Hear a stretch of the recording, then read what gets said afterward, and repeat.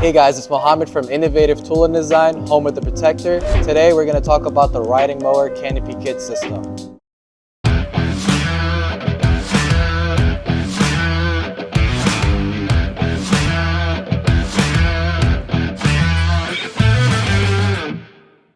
As you guys know, the riding mowers usually don't come with anything for us to put the magic Canopy kit on.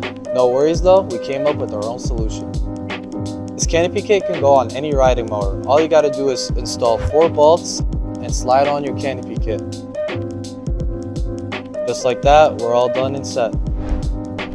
Another really nice thing about this bracket is you can also put your edger and weed whacker bracket on it, as well as the backpack blower.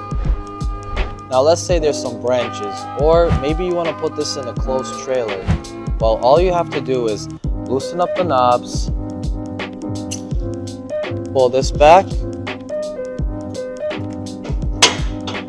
pulls right up.